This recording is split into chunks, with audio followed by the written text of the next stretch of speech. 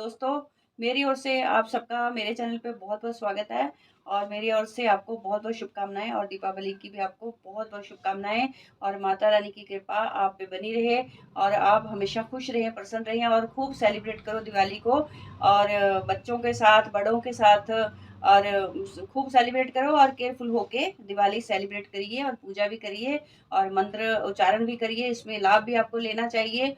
ये क्योंकि साल में एक अच्छा पर्व होता है तो इसमें आपको लाभ भी लेना चाहिए। तो आज हम बात कर रहे हैं कि क्या मंत्र है, क्या प्रयोग है जो आपको मैं बता रही हूँ कि अंग कोई विशेष देखो इंसान के जो बॉडी के इतने सारे हमारे अंग हैं बॉडी के, हर एक अंग का एक-एक देवता है। आप कभी ध्यान से शास्त्रों में पढ़ोगे तो एक-एक देवता है, एक-एक अंग का, आँखों का है, कानों का है, मुख का है, हमारे होठों का है, हमारी पिंडलियों का है, पेट का है, अलग-अलग देवता है हमारे। तो ऐसे ही आपको भी पता होगा कि ये जो देवी-देवता जिस अंग का देवी-देवता होता है, अगर हमें उस अंग में पीड़ा है, जो उस अंग में प्रॉब्लम है, तो अगर आपको ये नॉलेज हो जाए कि ये मेरा पेट का देवता कौन-सा है, आँखों का देवता कौन-सा है, जो आपको पीड़ा होगी ना, आपको उसी को याद करना पड़ेगा। क्योंकि देखो हर एक इंसान सीधा प्रधानमंत्री से नहीं मिल सकता, पहले उसके पीए से मिलना पड़ता है, छोटे स्टाफ से मिलना पड़ता है, तो इसलिए आप सीधा-सीधा भगवान ने इसीलिए तो देवी-देवता इतने सारे हैं।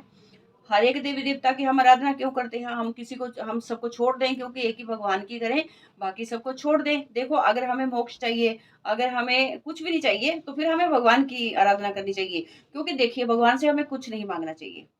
सीधी-सी बात है, मैं आपको सीधी-सी बात बोलती हूँ कि मैं कुछ नहीं माँगती हूँ। कुछ भी नहीं माँगना चाहिए भगवान से। भगवान से माँगने वाला तो स्वार्थी हुआ। माँगना किससे है? देवी-देवताओं से। देवी-देवताओं की पूजा किस लिए बनाई है?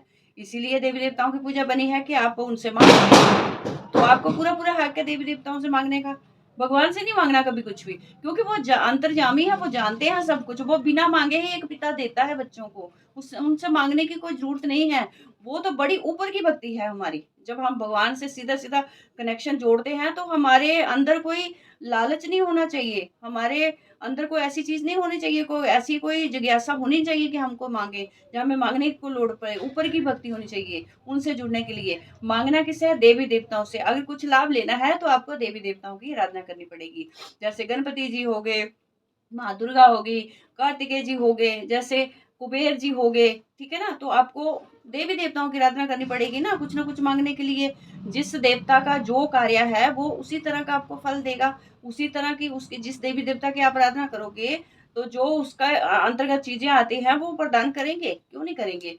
तो सीधी-सीधी बात है कि आप देवी-देवताओं की आराधना करके आप इनसे फल ले सकते हो और देवी-देवता बहुत जल्दी प्रसन्न भी होते हैं और इनसे अच्छा फल आप ले सकते हो, तो आपको आराधना करनी पड़ेगी। तो चलिए बात अब लंबी हो रही है, मैं आपको सीधा-सीधा बताती हूँ कि आपको क्या करना होगा कि जैसे कई औरतें जैसे कई पत्नियाँ भी, कई पति भी, हर तरह की देखो ना एक दोनों तरफ से होता है, एक तरफ से नहीं होता। तो कई बार पत्नियाँ भी पीड़ित हैं, कई बार पति भी पीड़ित हैं, तो किसी न किसी तरीके से रिलेशन में बहुत ज़्यादा प्रॉब्लम्स आ रही है। तो इसलिए मैं कह रही हूँ कि ये आपको एक कार्य करना होगा ग्रहण काल की रात्रि में कर ले जा ग्रहण काल के दिन में होगा तो दिन में भी आप जब भी ग्रहण काल हो, उसी समय मध्य में आपको करना चाहिए ये मंत्र। तो मंत्र सिद्धि हो जाती है, बहुत अच्छी होती है। इसके रूल्स रेगुलेशन ये होते हैं कि आपको उठना नहीं होता है, उसके बीच में बोलना भी नहीं होता है। अगर आप उठते हो, बोलते हो, ज़्यादा हिलते-जुलते हो, तो आपकी आराधना भंग होती है, तो आपको ये कार्य नहीं करना है। तो कोई बड़ी बात नहीं है। तो आपको क्या करना है देखिए जैसे होता है मेल के जो होते हैं जो मेल के जो देवता है गुप्त अंग के वो है कामदेव और जो फीमेल की देवता है वो है रति देवी। तो रति देवी की आराधना करनी होगी ना, तो जाकाम देव की करनी होगी। तो दोनों में से किसी को तो मैं आने वाली वीडियो में आपको ये इनकी मंत्र बताऊँगी कि कैसे आपको इनको मंत्र सिद्ध करके और ये बहुत ही तीव्र प्रभाव देने वाली चीज़ें हैं और बहुत ही तीव्र प्रभाव देती हैं। तो आपको मैं आने वाली वीडियो में ज़रूर बताऊँगी इसके बारे में। कामदेव और रति के मंत्र जो हैं बहुत ही पावरफुल हैं और बहुत ही तीर की तरह काम करते हैं, तो बहुत अच्छे हैं। तो ये आज हम बात करते हैं कि आपको क्या करना है ग्रहण काल में बैठना है, या दिवाली की रात्रि भी कर सकते हो, तो आपको एक मंत्र करना है। एक मंत्र करना है अमूक, पहले उसका नाम लेना है, चाहे फीमेल हो चाहे मेल हो, उनका नाम लेना है। अमूक, मोह्या, मोह्या, ह्रीं, श्रीं, मम बश्या कुरकुरु स्वाहा। ये मंत्र आपको करना है, ये मैं लिख दूंगी, आपको उसमें से आप नोट कर लेना। तो आप इसमें मैं लिख दूंगी आपको। तो ये मंत्र आप देख के आप याद कर सकते हो। पहले कोशिश करिए कि जो आप मंत्र करते हो या जो मंत्र आप करने वाले हो वो आपको याद होना चाहिए बार बार। वैसे पेपर पे भी नहीं देखना चाहिए, आपको पहले उसको रिपीट करके याद कर लेना चाहिए और याद करने के बाद इस मंत्र को करना चाहिए। तो ये मंत्र ज़्यादा नहीं आपको करना पड़ेगा। और इस मंत्र के लिए आपको क्या करना होगा कि अपनी नाभि पे, ये उंगली अपनी नाभि पे रखनी होगी। जब तक आपको ये मंत्र करना है तब तक ये उंगली नाभि में रखनी होगी। अगर ये मंत्र पानी में खड़े होकर करते हो तो बहुत ही अच्छा है, बड़ा पावरफुल होता है। कभी कहीं नदी में, तालाब में खड़े होकर करो तो ग्रहण काल में बहुत अच्छा और बहुत अच्छी तरह से बहुत जल्दी ये प्रभावित होता है मंत्र और सिद्ध भी होता है। तो आपको क्या करना होगा, सिंपली आप ग्रहण काल में अपने घर पे कर सकते हो, पर एकांत में आपको करना होगा। नाभि पे जब तक ये मंत्र आपको चलता रहे तब तक आपको नाभि पे ही उंगली रखनी होगी और ज्यादा नहीं करना है इसको। 108 बार ही करना है, 108 बार करना है इसको। और माला की भी जरूरत नहीं है। अगर किसी और चीज से आप काउंटिंग कर सकते हो तो किसी और चीज से भी काउंटिंग कर लीजिए। तो माला की भी जरूरत नहीं है। तो ये उंगली आपको नाभि पे रखनी है।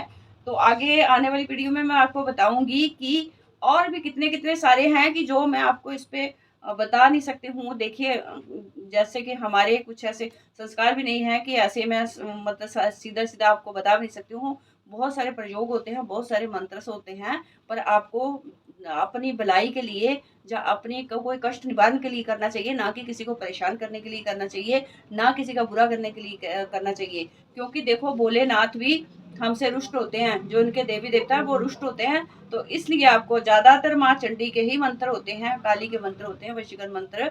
तो आपको क्या करना होगा, किसी के बुरे के लिए इनको प्रयोग नहीं करना, गलत कामों के लिए प्रयोग नहीं करना है। तो दोस्तों इस चीज का आप ध्यान जरूर रखिएगा। और इसी के साथ मैं अगले वीडियो में फिर मिलती हूँ। आप इसका करके लाभ उठाइएगा। इसमें भी कोई पूजा सामग्री कोई जरूरत नहीं है, आपको सिर्फ एक दिया ही जलाना है।